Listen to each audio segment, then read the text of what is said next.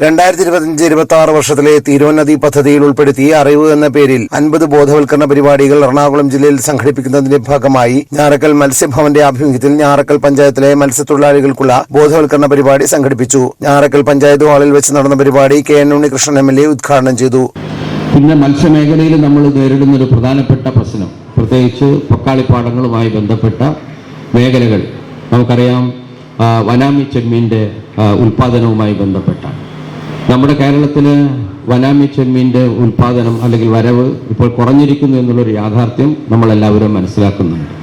അത് ആന്ധ്രയിൽ നിന്നാണ് ഏറ്റവും കൂടുതൽ വനാമി ചെമ്മീൻ ഇങ്ങോട്ട് ഇറക്കുമതി ചെയ്തിരുന്നത്.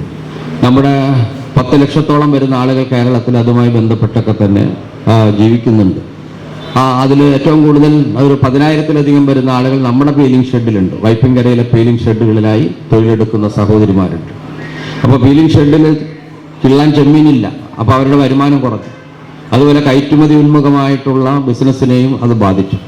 അതിന് കാരണം എന്താണെന്ന് വെച്ച് കഴിഞ്ഞാൽ ആന്ധ്രയിൽ അവർ കയറ്റുമതി ലക്ഷ്യം വെച്ചുകൊണ്ടുള്ള വ്യവസായങ്ങൾക്ക് പ്രാധാന്യം നൽകി വനാമി ചെമ്മീൻ്റെ ഉൽപ്പാദനത്തിന് പാടശേഖരങ്ങളിലെല്ലാം നിലനിൽക്കുന്ന നിയമതടസ്സങ്ങൾ അവർ മാറ്റി.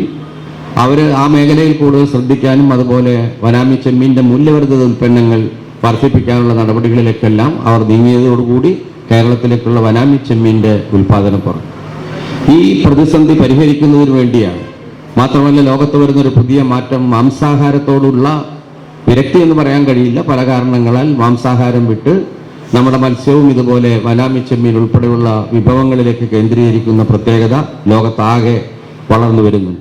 ഞാറക്കൽ പഞ്ചായത്ത് പ്രസിഡന്റ് ആശാ പൗലോസ് അധ്യക്ഷത വഹിച്ചു. ജില്ലാ പഞ്ചായത്ത് മെമ്പർ അനിത തോമസ്, ഞാറക്കൽ ഗ്രാമപഞ്ചായത്ത് വൈസ് പ്രസിഡന്റ് സുനിൽ ദത്ത്, വികസനകാര്യ standing committee chairperson Laimy Das, ആരോഗ്യ വിദ്യാഭ്യാസ standing committee chairperson Sharada Sajikumar, fisheries extension officer Seethalakshmi, fisheries officer Asha Babu എന്നിവർ പ്രസംഗിച്ചു. തുടർന്ന് coast guard, CMFRI, fire and safety തുടങ്ങിയവയുടെയും ഫിഷറീസ് വകുപ്പിന്റെയും അനുബന്ധ ഏജൻസികളുടെയും ക്ലാസുകൾ നടന്നു.